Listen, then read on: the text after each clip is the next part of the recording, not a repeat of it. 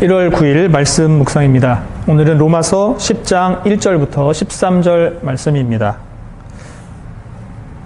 오늘 여러분들의 삶 가운데 행복함이 넘쳤으면 좋겠습니다. 행복하게 살고 계십니까? 힘든 상황 속에서도 주님으로 인해서 언제나 행복한 저와 여러분들이 되었으면 좋겠습니다. 오늘 말씀을 통해서 그 행복을 찾아보고자 합니다. 네, 1절부터 함께 보도록 하겠습니다. 형제들아, 내 마음에 원하는 바와 하나님께 구하는 바는 이스라엘을 위함이니 곧 그들로 구원을 받게 함이라. 오늘 사도 바울은 형제들아 라고 말합니다. 이 형제는 누구일까요? 9장에서는 자신의 민족인 이스라엘을 형제라고 말했는데 오늘 10장에서는 조금 바뀐 것 같습니다. 여기서 말하는 형제들은 이스라엘이 아니라 로마 교인들을 말하는 것이죠. 뒤에 봤더니 이스라엘을 위함이다. 그들로 구원을 받게 합니다. 이렇게 이스라엘과 그들이 이렇게 있는 것을 볼 때 여기서 형제들은 이스라엘은 아닌 것으로, 그리고 로마 교인이라고 볼 수 있습니다.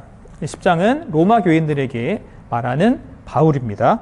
자, 그래서 바울이 자기의 민족인 이스라엘이 구원받는 것을 원하고 있는 것을 볼 수 있습니다. 마음에 바라는 것, 마음에 원하는 것, 그러면 이것이 욕망이 아니냐라고 볼 수 있겠습니다. 어떻게 보면 감정일 수도 있겠습니다. 자기는 이런 것을 원한다라고 말했지만 그것이 자기만을 위한 것이 아니라 선한 동기에서 온, 그래서 그 민족이 구원받기를 원하는 바울을 볼 수 있는 것이죠.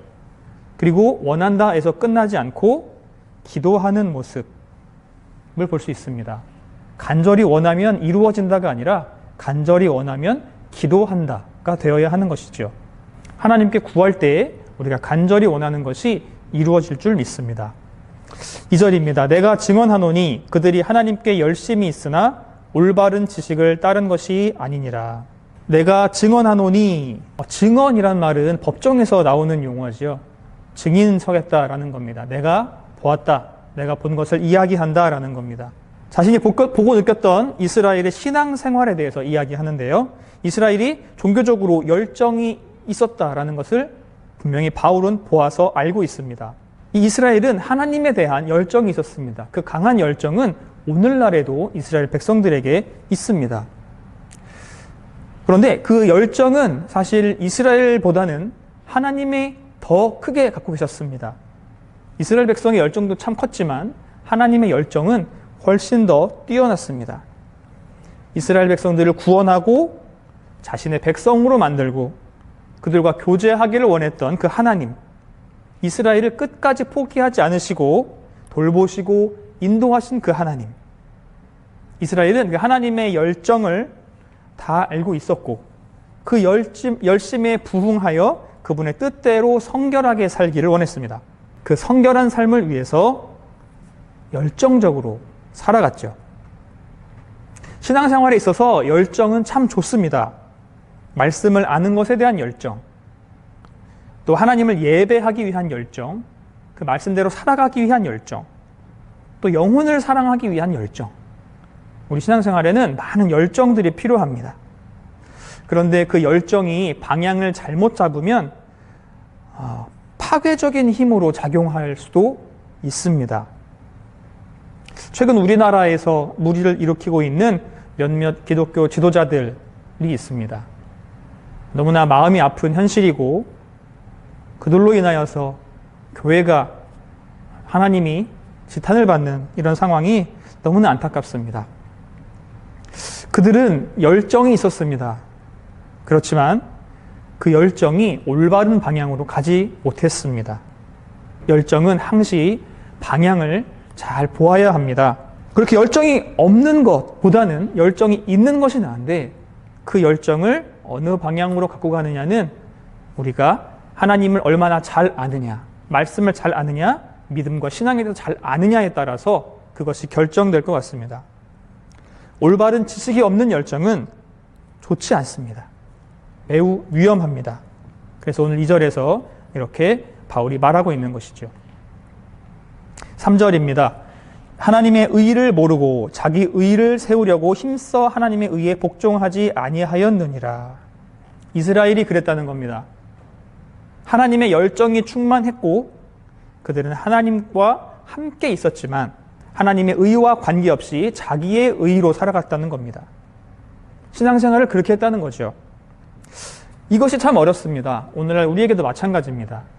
하나님을 너무나 잘 알고 잘 믿고 하나님을 의지하고 그분께 감사하며 살아가지만 우리가 살아가는 이 신앙생활과 삶이 우리의 의인지 하나님의 의인지 잘 모를 때가 많다라는 겁니다.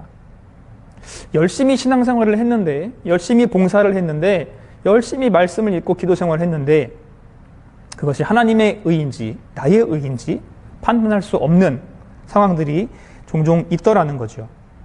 나의 신앙생활은 이 방향이 맞는가? 라는 확인이 없다면, 확인하지 않고 그저 열정으로만 살아간다면 하나님의 의에 복종하지 않는 사람이 될 수도 있습니다.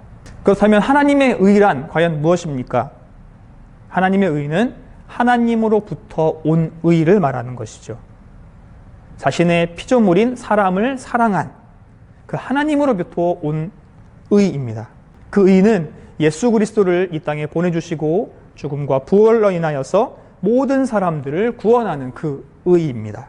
율법의 행위에서 나온 의가 아니라 믿음으로 얻을 수 있는 그 의입니다. 그래서 우리의 열정과는 상관없이 하나님의 은혜에서 주어지는 의인 거죠. 이스라엘의 열정이 충만하다 보니 하나님의 은혜를 충분히 느끼고 감사할 수 있는 시간이 없었던 것 같습니다. 너무나 열심히 해서 토라의 형식적인 그 실천에만 매달렸던 것 같습니다. 무엇을 하라, 열심히 하고 무엇을 하지 말라, 그러면 안 하고 거기에만 매달려 있지 우리에게 주어진 그 은혜를 충분히 맛보지 못했던 것이지요. 그래서 성경을 줄줄 외우던 그들도 하나님의 의에 무지한 자들이 될 수밖에 없었던 것입니다. 4절입니다. 그리스도는 모든 믿는 자에게 의를 이루기 위하여 율법의 마침이 되시니라. 오늘날 신앙생활을 하고 있는 우리는 이런 내용을 너무나 잘 알고 있습니다. 그리스도가 율법의 마침이 됐다. 율법의 완성이 됐다. 너무나 많이 들었던 이야기지요. 율법으로는 구원을 받을 수 없다. 구원은 믿음으로 받는다. 너무나 잘 알고 있는 이야기입니다. 그런데 당시에는 이것을 이해하기가 힘들었던 모양입니다. 왜냐하면 그들은 율법을 지킴으로 구원을 받는다라고 생각했기 때문에, 또한 그것이 맞았기 때문에 그들은 율법보다는 뭔가를 더 할 수 있는, 뭔가 완성되어 있는 건 없다라고 말했죠. 하지만 오늘날 우리가 알고 있는 그 구원은 무엇입니까? 율법으로 인한 것이 아니라 믿음으로 인한 것입니다. 율법을 아무리 잘 지키려고 노력해도 믿음만 못할 수 있다는 것이죠. 하나님의 언약의 명령을 지켜나가는 것 굉장히 중요합니다. 하나님의 명령이 율법이죠. 그 율법을 지키는 것은 굉장히 중요합니다. 그렇지만 그것만으로 만족할 수 없는 것이죠. 그래서 율법이 없어진 것이 아니라 그 율법의 부족한 부분을 채우는 예수님의 십자가 보혈, 그것을 믿는 믿음, 그것으로 율법이 완성된 것입니다. 그리고 이것은 이스라엘에만 국한된 것이 아니라 모든 믿는 자들을 위한 것입니다. 5절입니다. 모세가 기록하되 율법으로 말미암는 의를 행하는 사람은 그 의로 살리라 하였거니와. 모세라는 것은 굉장히 큰 의미를 가지는 인물입니다. 성경에 여러 인물들이 있지만 모세는 과거, 옛 것을 대표하는 인물이죠. 옛 언약과 옛 시대를 대표하고, 그리고 새 언약과 새 시대를 대표하는 것은 예수님 그리스도입니다. 그래서 과거의 모세에 따르면 율법으로 말미암는 의는 행위에 근거를 둔 의다 라는 것을 말하고 있습니다. 이것은 레위기의 내용을 받아온 것이고요. 토라의 규정들을 잘 지키는 것, 율법 조항들을 잘 지키면 죽지 않고 생명을 보존할 것이다 라는 것을 오늘 말하고 있는 것입니다. 그 의로 살리라, 죽지 않는다 라는 겁니다. 생명을 보존한다는 거죠. 그들이 그것을 은혜고 징표로 갖고 있는 것이 율법입니다. 6절입니다. 믿음으로 말미암는 의는 이같이 말하되 내 마음에 누가 하늘에 올라가겠느냐 하지 말라니 올라가겠느냐 함은 그리스도를 모셔 내리려는 것이요. 방금 전 5절에서 말한 율법으로 말미암는 의와 반대되는 개념으로 믿음으로 말미암는 의를 말하고 있습니다. 바울은 신명기 30장 12절 말씀을 인용하는 겁니다. 신명기에서 토라의 말씀을 구하려고 하늘에 올라간다라는 말씀이 있습니다. 그러나 토라의 말씀은 늘 가까이 있어서 하늘로 올라갈 필요가 없는 것이죠. 하늘에 올라갈 수 있는 자는 우리가 아니고 그리스도입니다. 하늘에서 내려온 하나님의 아들인 그리스도만 하늘로 올라갈 수 있습니다. 때문에 우리가 하늘로 올라가서 그리스도를 모시고 내려올 수 있는 것이 아니죠. 그럴 필요도 없는 것이고요. 그 말씀은 언제나 우리 곁에 있는 것입니다. 7절입니다. 혹은 누가 무저갱에 내려가겠느냐 하지 말라 하니 내려가겠느냐 함은 그리스도를 죽은 자 가운데서 모셔 올리려는 것이라. 바울은 이번에는 시편 107편 26절 말씀을 인용합니다. 좀 전에는 하늘을 말했지만 하늘에 반대되는 개념으로 무저갱을 말하고 있습니다. 무저갱은 스올이라고도 하고 음부라고도 하는데 저 깊은 곳, 땅 깊은 곳을 말합니다. 하늘에 올라갈 수 있는 자가 오로지 그리스도인 것처럼 무저갱에 내려갈 수 있는 자도 그리스도밖에 없습니다. 아무도 죽음을 담보 삼아서 그 무저갱으로 내려갈 수 없고 그럴 자격도 그럴 필요도 없습니다. 예수님의 부활은 이례적인 것입니다.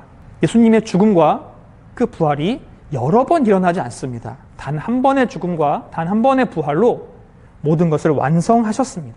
그 부활의 근원을 완성하신 그 예수 그리스도의 십자가 그 사건이 이 시대를 살아가는 그들에게도 마찬가지고 오늘날 우리에게도 마찬가지고 더 이상 더 많은 것을 요구하지 않습니다.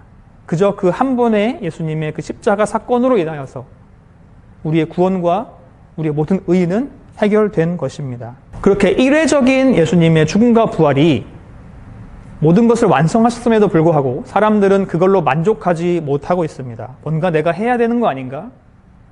나의 노력이 필요하지 않나? 그래도 좀 선하게 살아야 되지 않을까? 율법을 좀 지켜야 되는 거 아닌가? 그동안에 살아왔던 습관과 환경 가운데 당연한 생각이라고 보입니다. 사람이 이 정도는 돼야지 구원받을 수 있지 않을까? 그런 모습을 만들어가라고 하는 모습들, 이렇게 아무것도 안 하면 어떡하지? 불안한 모습들, 또 공짜로 얻는 것 같은 그런 미안한 마음들, 여러 가지가 있습니다. 공짜로 받은 것은 아니죠. 우리가 받은 그 구원의 은혜는 예수 그리스도의 목숨값입니다. 그래서 그것에 감사해서 우리는 그 하나님의 율법을 따르며 지키며 살기로 노력하며 사는 것이죠. 율법을 통한 의를 말한 그 사람들은 예수 그리스도의 십자가 구원을 의미 없게 만드는 겁니다. 예수님께서 이미 십자가에서 구원을 이루셨고 한 번의 죽음과 부활로 모든 죄를 씻으셨는데 그럼에도 불구하고 자꾸 율법을 지킴으로써 의를 구하려고 하는 그들은 예수님의 십자가를 부인하는 것이 되겠지요. 8절 말씀을 보겠습니다. 그러면 무엇을 말하느냐? 말씀이 내게 가까워 내 입에 있으며 내 마음에 있다 하였으니 곧 우리가 전파하는 믿음의 말씀이라. 말씀은 무엇을 의미할까요? 당연히 이 말씀은 하나님의 말씀을 의미합니다. 그런데 동시에 그 말씀이 선포되는 것도 의미하고 있습니다. 전도자들의 입에서 선포되는 말씀, 쓰여진 말씀과 선포되는 말씀 두 가지가 다 말씀에 들어 있습니다. 쓰여진 말씀과 전해지는 말씀을 통해서 사람들에게 믿음이 생겨납니다. 말씀을 들음으로 인하여서 그 말씀을 통하여 믿음이 생겨나는데 그 말씀은 늘 그들에게 가까이 있습니다. 그리고 오늘날 우리에게도 그 말씀은 늘 가까이 있습니다. 성경책도 있고요. 또 전해지는 설교들도 너무나 많이 있습니다. 그 많은 말씀들이 우리의 주변에 그리고 그들의 주변에 많이 있었다는 것입니다. 9절입니다. 내가 만일 내 입으로 예수를 주로 시인하며 또 하나님께서 그를 죽은 자 가운데서 살리신 것을 내 마음에 믿으면 구원을 받으리라. 믿음은 내적인 어떤 작용입니다. 그것이 머리에서 이루어지는지 마음에서 이루어지는지 알 수 없지만 그러나 입술로 고백하는 데서부터 시작한다는 것은 확실합니다. 나 자신이 그것을 인정합니다 라고 시인하는 것이고요. 공동체로부터 그 믿음을 공증받는 것이 입으로 고백하는 것입니다. 그 고백은 어떤 내용이 있습니까? 예수는 주님이십니다 라는 고백이 필요합니다. 예수님께서 나를 위해서 죽으시고 다시 부활하셨는데 그것은 나를 위한 것이다. 나를 구원하기 위한 것이다. 그분이 나의 구주가 되신다 라고 고백하는 것. 그것이 중요합니다. 당시에는 황제가 신처럼 여겨졌던 때입니다. 그래서 주님이라고 말하는 것은 황제, 왕에게만 했던 호칭이죠. 그런데 그 주님이 황제가 아니라 예수님이십니다 라고 말하는 것은 정말 큰 고백입니다. 이 고백을 할 수 있는 사람들, 시인할 수 있는 사람들이 믿음이 있는 사람인 것이죠. 물론 입으로 고백했다고 해서 그것이 믿음이 있다 없다 말할 수는 없겠습니다. 그러나 입술의 고백은 반드시 필요한 것입니다. 입으로 시인하는 것과 함께 예수님을 믿으면 구원을 받습니다. 10절입니다. 사람이 마음으로 믿어 의에 이르고 입으로 시인하여 구원에 이르느니라.